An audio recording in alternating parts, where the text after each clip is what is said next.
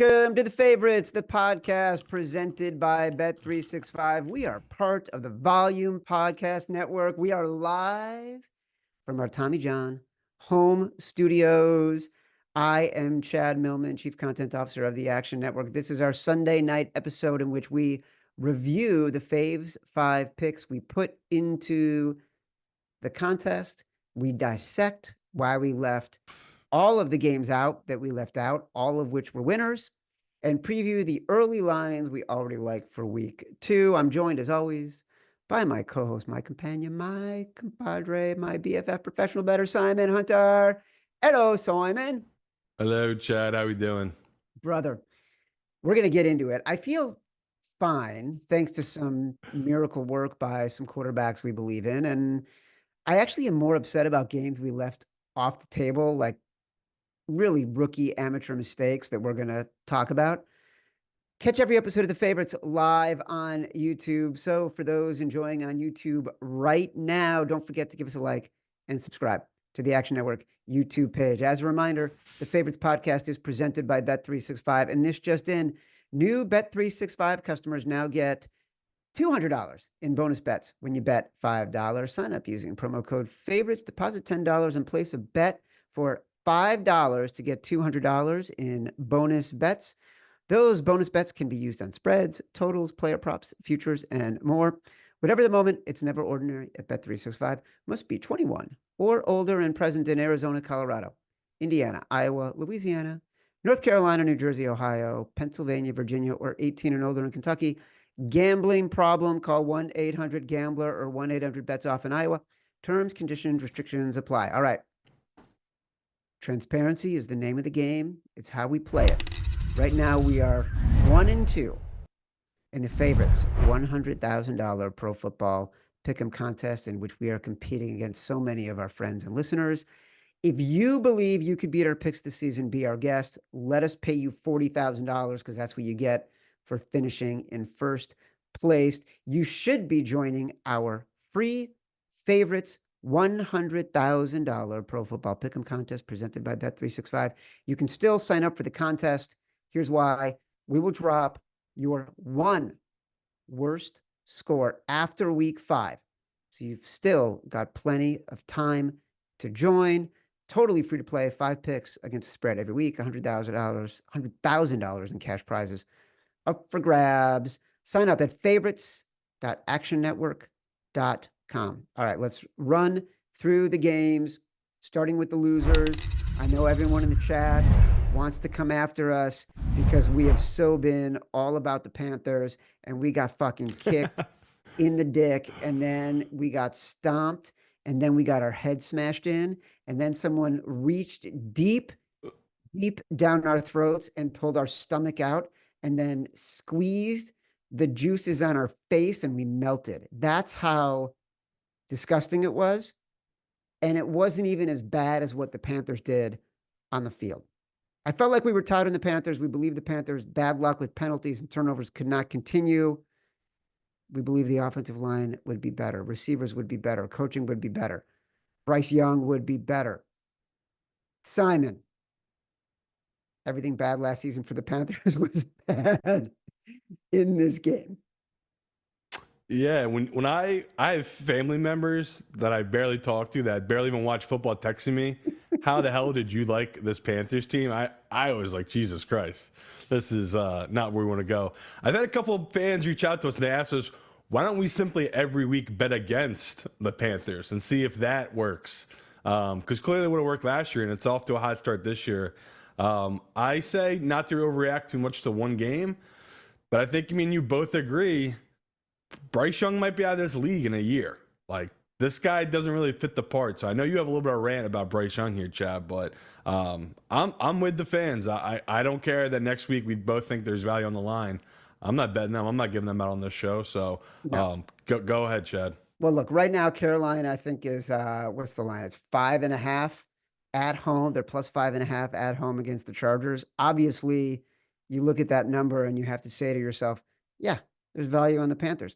We're not going to recommend that. We're not going to say that. No. Last year, the Panthers averaged just 4.1 yards per play. That's the worst mark for any team since the Bengals in 2008. They had 3.5 yards per play today. Thank you, Evan, for putting that in our chat here. Look, we can go through the stats and believe all of the things that I said are true about the Panthers. Better coaching, better talent around Bryce Young. He's just awful. Like that first throw, interception. And it's not like there's no urgency. This is when he's in the pocket. You see guys in the pocket and they have a sense that things are collapsing around them. They start to step up. They're sliding left. They're sliding right. They look like they're trying to put themselves in a position to make a play. He just stands there until it's almost completely collapsed on him.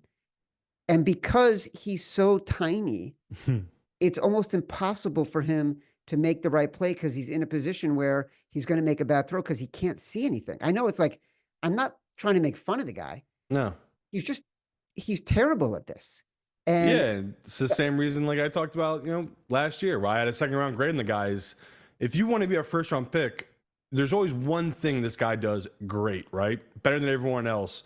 CJ Stroud, the two best things about CJ Stroud is his pocket awareness and his accuracy deep down the field. Bryce Young coming out, he was just good at everything, right? Wasn't that what they told us, Chad? And it's like, okay, but what's he great at? And when you watch this stuff, he's not great at anything, right? He doesn't have great pocket awareness. He doesn't have great movement in the pocket.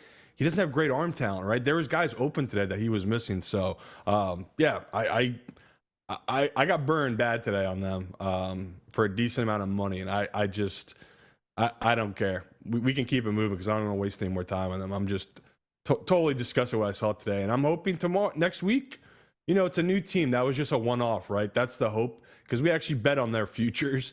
But right now, zero confidence in Bryce Young.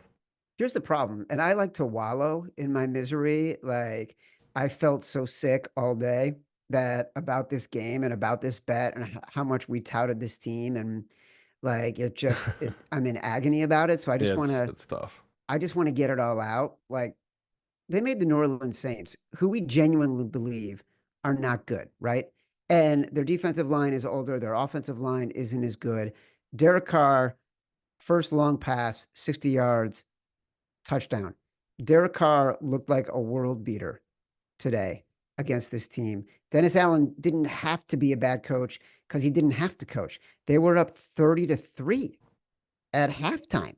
Like, the Panthers did everything that the Panthers did the previous year. The game was not out of hand in the first half. And they had a really smartly designed play where they pitched it out. I think it was Miles Sanders ran for a first down on a long third down, holding penalty. Comes back. They give the ball back to the Saints. I think they were down 20-0. So, like, not over, right? Still first half. If you believe in the team, we believe in the coach, we think they've got some talent. It's not over. Fumble on a reverse after they gain a first down. Like, every single time with this team, they're just, it's like, none of them look like they know how to play. It's like you go to Carolina and you're infected. You're infected with some kind of like Panther virus. Yeah, and they're just, when it starts going bad, though, it just goes terrible, right? They're just terrible. They don't have any real leadership. That's probably another issue for this team. Well, speaking of terrible, we were on the Giants today at +1.5. We almost pulled it out of the contest today, and we're going to get to sort of why we didn't, and games that we were going to put in, all of which were winners today, which is another thing that's making me even more sick. When did Sam Darnold become Sam I am the man? Because he started 10 for 10. Like, I think he had 2 incompletions the whole game and threw for more than 200 yards. He started 10 for 10 with 136 yards and a touchdown. They had an 11-play, 99-yard drive that ended with a 4th down touchdown throw. That's what all-world QBs do. Did we see anything here that justified the confidence we had in the Giants? Did we get taken? Did we fool ourselves? Did we misread? Like, are we 0 for 2 on the teams that we were convinced might have some value? I would say Daniel Jones definitely looked rusty. I thought he would be rusty, but I thought overall they'd play better. But yeah, like you just nailed it. Sam Darnold started the game 10 for 10 and he was on fire. And then he did eventually turn back into a pumpkin. He threw a pick and he just, like the second half, they didn't do anything. Like they were incredible in the first half.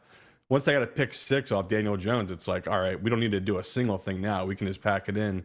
Because they knew that their defense was good enough that they didn't really need to do much, right? I think that was the most surprising part to me is that, Brian Flores had this defense play amazing last year. I thought naturally they'd regress just because they played so above. Obviously, that's not a great litmus test, right? It's Daniel Jones and his first start after coming back off a major injury, which we're not even talking. We'll get to it probably that Pittsburgh game, but like you saw Kirk Cousins, right? He looked rusty, like coming off major injuries in your first start, you play rusty. So yeah, love the under in this game. Love the Giants. Like I just had a game scripted the other way. Honestly, I thought that the Giants would be the ones playing well and the Vikings would struggle. And when the game started, I think the Vikings, they got a sack on Sam Darnold, then they got a fumble recovery. Didn't score a touchdown, like kicked a field goal, and it's just like in the back of my mind, I'm just thinking, yeah, like this is not a good team, right? So sucks, right? We got caught there with the Giants, but I'm not totally out on them still. It's just another team that's like you just said, the other teams we talked about. I would have felt way better having a lot of money on those quarterbacks as a dog than I did at any time with Daniel Jones. Like once it started, it's always that realization of just like, this was not the spot to go heavy on Daniel Jones and this team, right? It's like, why did we not wait and see? But still, that is a tough one where it's like, we played the number and we thought we had a good number. That's what you said. We didn't switch it out because we thought we had a good number. It was never a good number. That was just a bad bet. No, Daniel Jones was 22 of 42, I think, for less than 200 yards, average And two picks, right? and averaged 4.4 yards per completion, 2 picks, including a pick six, and a pick six that he threw in sort of inside the 20, I think, and then inside his own 20. And then he also threw an interception in the Vikings end zone when the Giants were driving that sort of just ended it. I do think this raises, an interesting coaching question, which we had a lot during the offseason because Brian Daboll, the Giants coach, and Kevin O'Connell, the Vikings coach, have been connected since they started as head coaches a couple years ago. They both were brilliant in one-score games, their rookie coaching years. They got to the playoffs. They played each other. Brian Daboll wins Coach of the Year. Brian Daboll goes to Minnesota, beats Kevin O'Connell and the Vikings on the road in the playoffs with Daniel Jones. Last year, there's regression from the Giants because Daniel Jones isn't playing. The Vikings lose their quarterback too, and they regress significantly less. Now, granted, they had Justin Jefferson. To me, this game was supposed to be a little bit about a coaching matchup. Did Kevin O'Connell just completely outcoach Brian Daboll, or do the Giants just have zero talent on their team, especially in the defensive backfield? You could say that, but it's also just what you talked about, though. Sam Darnold came out hot, man. It's just I'm not trying to read too much into it because it is week one. I said that to you, though. I told you the Giants have a horrible secondary. It's not like the secondary of the Vikings is that much better, right? And Brian Flores made it work, so it's like, I don't want to make excuses for this Giants team, but they came out flat. The Vikings did not. Like their offense was humming. You just said it. They went 99 yards. Like Sam Darnold goes 99 yards. You ain't winning your bet. You're dead. So yeah, it's like you said, you eat some humble pie here and get back after. But it's 2 games. I'm not going to overreact. But I'll tell you this much: the books respect this Vikings team. I saw a couple lines open. Them +6, them +5.5 at the 49ers next week, Chad. Yeah. So definitely an interesting team that could be a little bit of a sleeper team. Well, I want to talk about that in a minute. So you said it about the Giants defensive back, just one thing. I was watching this game and the Giants had stopped the Vikings on 3rd down, from the 1 or whatever. And you're thinking, all right, the Vikings are going to do the smart thing. They're going to go for the field goal. And then they line up to go for it. And you see Justin Jefferson isolated against Yeah. the Giants' top cornerback, who, by the way, might be the 150th rated quarterback according to Pro Football Focus. Like, honest to God, he's not even on their board. And it was such He an actually had good easy, coverage there. It was yeah, just a good ball. yeah, dude. It was such an easy pitch and catch. Like, why would the Giants leave that guy against a guy who was having one of an historic career? It just said everything to me about, yeah, that's a dead bet. Dead bet. I try to keep my composure. I try to keep my cool. My kid had a bunch of buddies over, and like, I didn't want to be the dad who's like freaking out about his bets in front of my son and his buddies. So like I kept my cool the whole time. We had a couple TVs going. We had the Bears game going. We're going to talk about the Bears. So that could occupy me. But I will say, when we got to the end of the Colts game, I was getting a little bit excited about it, because this one was just a fun sweat. And it kind of played out exactly like we thought it would play out. We had the Colts plus 2.5 in the contest. CJ was amazing. He threw for a first down on fourth down from his knees in the first quarter, and like had just miraculous plays. At one point, like he threw across the field, across his body on a third down, like, but going both ways. This was an amazing game. Amazing game. Amazing game, and nothing was breaking right for us in any way. And somehow we still got the cover, which rarely works out for you when games just aren't breaking away. I mean, we literally. That says something, though. That says something to me about both teams, which we're going to talk about. Go ahead. Yeah, I think it says a lot about Anthony Richardson, honestly. Like, this kid, we all see it. The talent is incredible, and it is just so raw. Like, it's so raw. You know, he lost that game. Like, he kept him in it, but end of the day, he is the reason they lost. Like, Shane Steichen called an amazing game. Like, there was multiple times he had wide open guys, and then he didn't have open guys, and he went for those guys anyway, and it worked out for him. Like, he really was just so up and down in that game. But yeah, that missing the open touchdown and throwing the pick right after, usually that's, a 14-point, at least 10-point swing in some ways, right? And they come down, and I love D'Amico Ryans. That's why they're a team I was scared of coming into this year. He don't care. Like, he knows the deal. He's not messing around. So, like, they're in fourth and goal. I mean, I can't remember. I mean, it might be 5% of the time in my life I've ever seen coaches go for it in that spot, right? You kick the field goal, you're up 5. You're talking about the end of the game. They're up 22-0. And it's late in the fourth quarter. They get stopped on fourth down, and like CJ Stroud, such a gamer, they go for it, and we needed them to go for it. Like the gamblers' math, play that out. It's 22-0. They kick the field goal. It was 25-0. Like, we don't like the only option then for the Colts is to score a touchdown, because the field goal won't be enough and they won't have enough time. But if they don't get the touchdown, then they lose by 5, and you feel even sicker, because you came within a play or two, versus 29. So it's funny how your brain works here, where I'm the other way, where I wanted them to go for that. I was like, they stopped. I did too. All the momentum is all on the Colts, and they will win this game by a field goal. They'll drive the field and they'll kick a field goal here, and they'll win this game. So I was happy they went for it. And I mean, shame on me. They called the perfect play. Stephon Diggs was going against the air. He was wide open in that corner for that touchdown. Like, that's a great play by a great player. So yeah, Houston, everything we talked about coming to the season, they're living up to it, right? All the pieces they added, Joe Mix and Stephon Diggs, they all showed up in a big way. We had questions coming to the year about their defense. None was answered, right? That was such a weird game where it's like, did they do okay against the run? Sure. Do they have issues still in the secondary? Yeah, clearly. I mean, they couldn't stop the deep ball. So Houston, they're exciting, but I still think there's a reason we had a little bit of doubt of them coming into the year. But I think we both agree, right, Chad? They're the best in this division, and that was apparent today, right? They looked like a more mature, more complete team, and their coach's confidence in them is incredible. Like D'Amico Ryans, we already talked about it. It's just I love those type of things because that just breeds confidence for that team going forward. So huge divisional win for Houston, and the Colts now going next week to Green Bay. That's become a must-win game. Like you can't start the year 0-2 if you're the Colts. So yeah, pretty wild that game. How so many domino pieces fell in that game to set up the rest of the season. Well, look, you said this about Daniel Jones. The same is true for Bryce Young. It's the opposite for Anthony Richardson.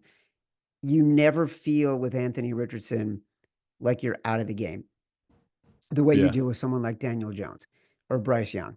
And you mentioned he missed a wide open touchdown. He had a throw to Adonai Mitchell that went over his head, and then the pick. He did the same thing to Mitchell later in the game Yeah. and follows it up with a 60-yard bomb into double coverage that gets them back in the game. And then he ends up running forward on 4th down, carrying guys into the goal line, backing in, full on backwards walk, using the glutes, using the hammies. That stuff is paying off. And he gets into the end zone. And then they kick the extra point. They end up losing 29-27. We get the cover. So I never we're going to want to continue to bet Anthony Richardson and Shane Steichen because of the plays that he calls all season long. We're just always, the more they lose, the more value we're going to think there is on the Indianapolis Colts. Here's the thing about CJ Stroud. They needed him to make a throw. They had like a 3rd down and 11 or something just after the 2-minute warning. They convert that play. They win the game. They don't. They got a punt. Indy's got an opportunity to go down the field and kick a field goal. He throws a dot that a guy catches, gets his knee down. That was Nico Collins, who had 117 yards. Incredible game. Dude, yeah. CJ Stroud is just different. He's just different. He started the game 8 for 9. That changes the calculus on everything. No wonder the Texans are 16-1. No wonder I wanted to bet them in all my Super Bowl matchups because he can cover up any weaknesses that the defense has. I mean, especially for him, that was a bad game by him, honestly, by even his own standards. Like they were taking threes, and he kept saying that, like, we can't keep taking these threes. Again, that's why I think D'Amico Ryans into that game went for that because he was just like, I'm not kicking another field goal inside the red zone. We're going for it here. So look, also had 2 picks overturned, right? One was ruled. Again, that's why I kept thinking we weren't going to get it, Chad. Like it just kept not going our way. Like this guy picks it, incredible pick. It's like, nope, your heel actually just touched out, and it's like, oh my god, can't get. And then another one, the guy picked him off in the red zone, and they called it back because they called a penalty on him. All right, so that's why we're 1-2. We got the Colts right. Dreadful with the Panthers and the Giants. We're going to move on. In the next 24 hours, we're going to start getting excited about next week. Yeah, typical. That was the only 2 games we got wrong on the 1 p.m. slate. So I know. It was making me sick watching these things. Yeah. We got 2 games remaining. We got the Lions -3.5. That line's now up to 5, so we feel good about the number. Jets, we got it. That better work out because that was the reason we did not switch out the Giants because we wanted to keep that 3.5. Right. So what happened was this morning, Simon and I were going over the slate, and one of the games, like really the game that we had talked about that we kept looking at and like, why aren't we talking more about this game, was Jags at 3.5.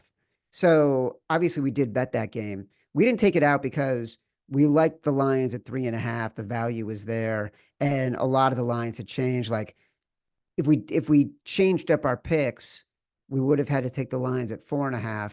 And we didn't want to lose that because we liked it so much. So it's tough. But the Jags, the Jags were so much better. And then Travis Etienne fumbles the ball at the 2-yard line when they're going up 24-7. They kind of lost their way. They only had 1 pass after that. Trevor Lawrence was brilliant in the first half, ended up with less than 200 yards and 12 completions. Doug Peterson went for it in his own 30-yard line on 4th down with a lot of time left. Like, what happened here? They should have dominated this game. It's that Miami Heat. They put you in the sun when they're in the shade and they cook you. And whatever happened, I have to blame the Heat. The man lost his mind. Doug Peterson lost his mind. Trevor Lawrence was really having a good game, honestly. Really like having that first half. Dude, when he was in that first half, I'm like, Trevor Lawrence, 22-1. Most passing yardage. We got this locked. That's what happened. No, it Right. just it was all smooth, and like you said, they got away from their identity in the second half, and it's like I went back and watched. I mean, I guess you could say they were getting a lot more pressure in the second half, Miami, and maybe that's why Doug was trying to counter that with running the ball more. But no, that's a classic case of that's a bad team that lost a bad game, right? Like if they had kind of been a different team this year, that's the kind of game you need to close out and win, right? That's a playoff team from last year in Miami. Yeah. You had them on the ropes the whole game. You're dominating, like you said. You fumble out of the back of the end zone. Okay, that's a turning point. They come down the field, Tyreek Hill, whoever it was, scored a touchdown. Then you bounce back, right? Then you come back out there and you drive the field and get at least a field goal there. Like you said, nothing. Like they 3-and-out punted the rest of the game, and Miami didn't play that well, but they took advantage and they found a way to win. And that's, end of the day, that's what makes great teams in football. Like if you just somehow can find a way to win on your worst day, you're a really good team. So yeah, hats off to Miami and just the coaching staff. Like they kept their guys in it. Tua never broke, right? He was struggling as well. He was having a bad game. Bad game. Stuck with it. Like he was missing open guys too, and he stuck with it. But in the fourth quarter, he was on point, like making big throws. And Devon Achane, like another guy that last year couldn't stay healthy, right? But everyone knows at talent level, he really showed up in that second half as well. I mean, he was running the ball so well. So huge game for Miami, but me and you were pissed because we knew that was a good cover number. That was a good number, 3.5 on two what we viewed as equally even teams, and that number was never in doubt, right? Whatever it was, I think it was a 60-yard field goal to win it by Miami. So yeah, kudos to anyone that took the 3.5.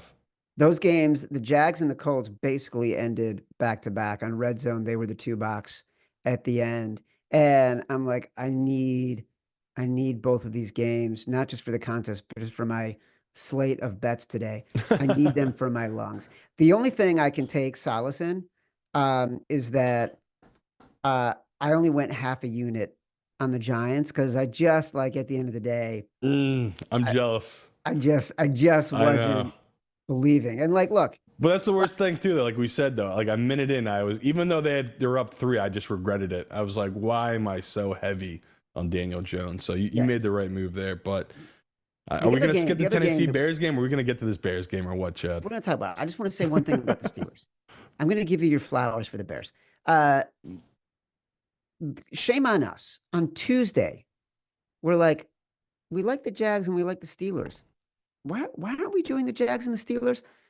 And then all week we talked about this is a Mike Tomlin makes it ugly, wins as an underdog game. This is what he has done for 16, 17 years.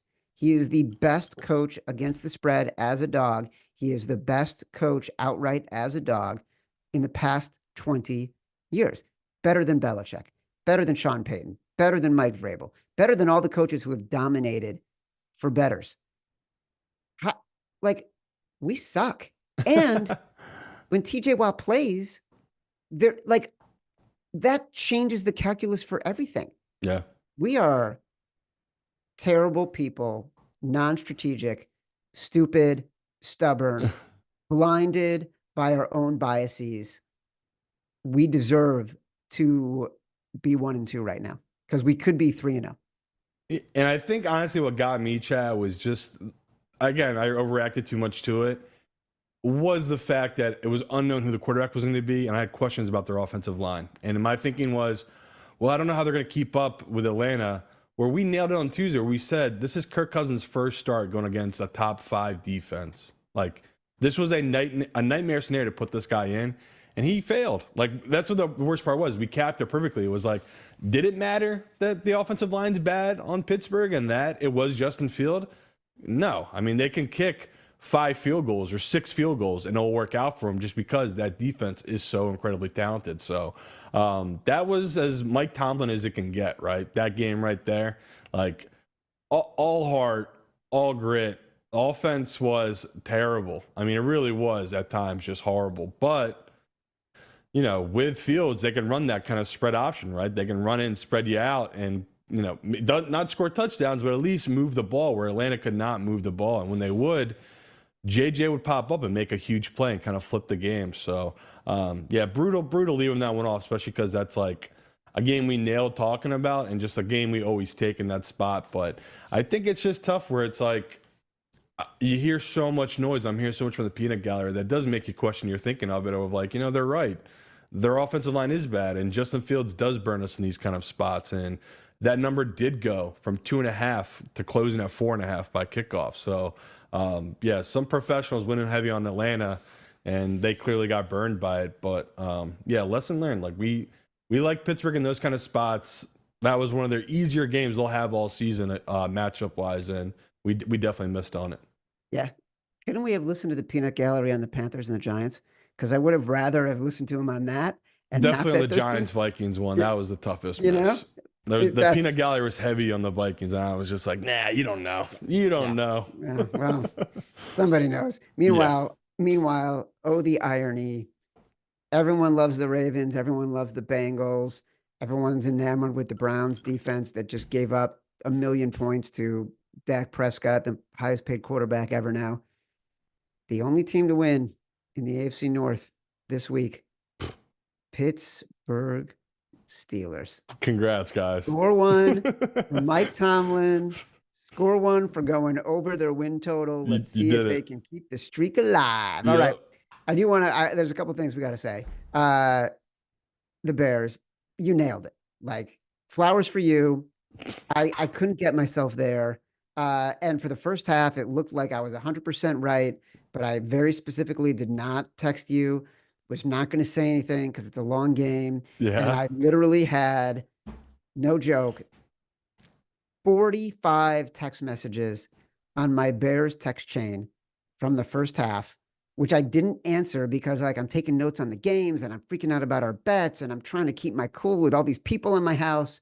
Like, I just can't engage. Caleb Williams already looked broken. Like in the second half, it looked like he was literally pushing the ball instead of throwing it. He was leaving the pocket the second his first read wasn't there. Yeah.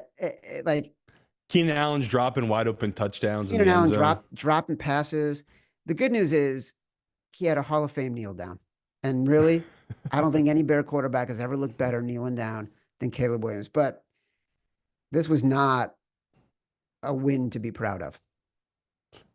I would say it is. I mean, a win's a win. I don't care how you get it. But to me, it was good, man. You got to see him get humbled, and he realized, like, the scrambling back 10 yards is all fun and cute when it works out. When it doesn't work out and you lose 20 yards and take your team out of field goal position, and Chicago's letting you know you're an idiot, he needs that. Like, this kid, he's had it a little bit too good in his life, right? And this is going to be a good year for Caleb Williams. This is a reason, though, that me and you were laughing about their win total over 9.5, and just all the hype they're getting. You know, Nick Wright's picking them to go to the Super Bowl. It's just like, you're a rookie. There's a reason we were so enamored with CJ, right?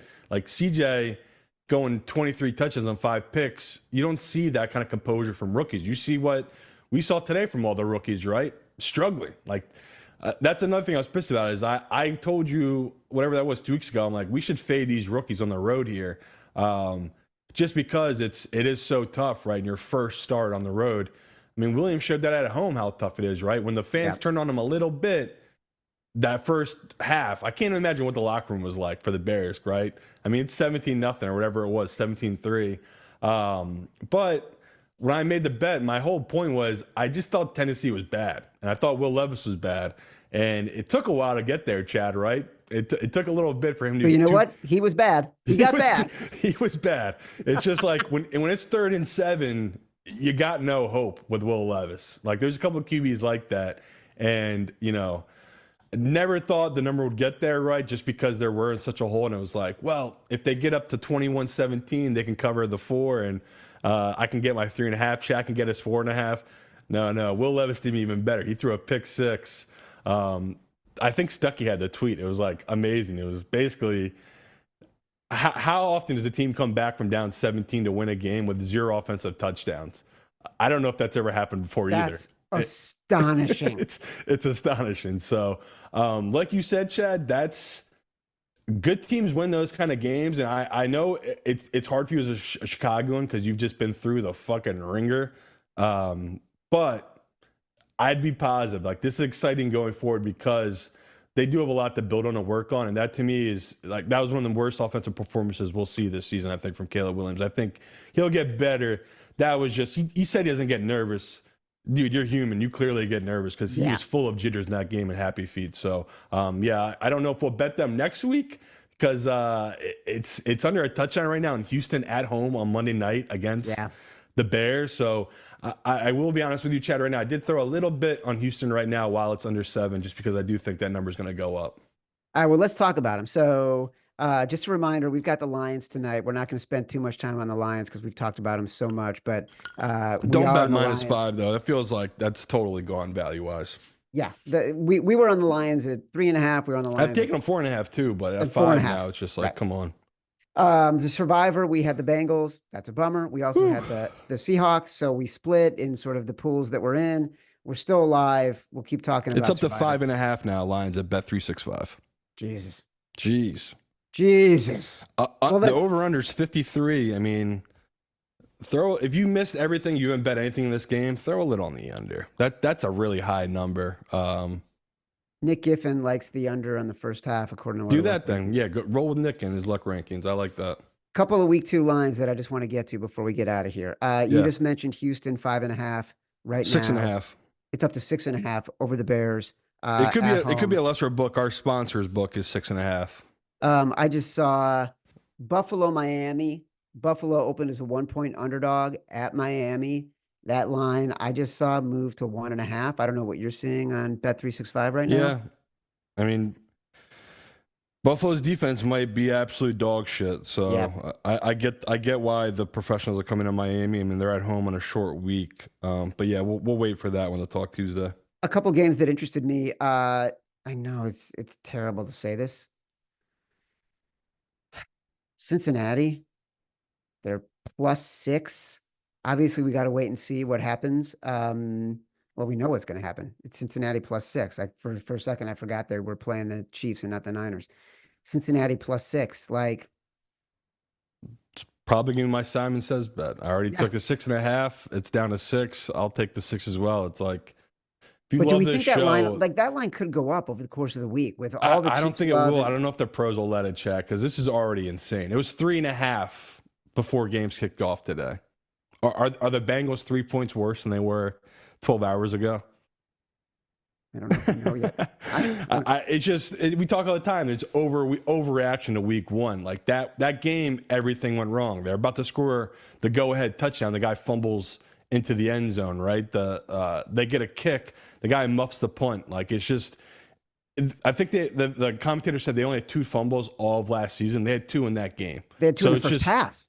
Yeah, so that's just a game from hell. So it's like me and Chad, I know it's gross, but you have to buy low in these scenarios. So we love Mahomes. We always talk about this on our show. We love Mahomes at less than a 3-point favorite. So if he's 2.5 or if he's an underdog, we buy Mahomes.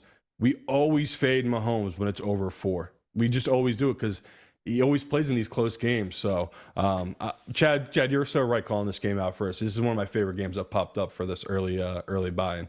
By the way, Evan just threw this one stat into the chat that I need to read to people.